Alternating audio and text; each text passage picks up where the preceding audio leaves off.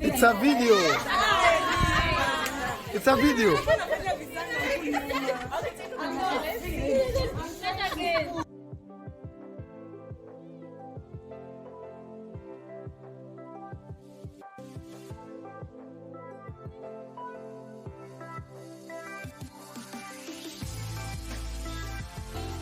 Yo, good evening, watu wote. Good evening everybody. This is Ringtone.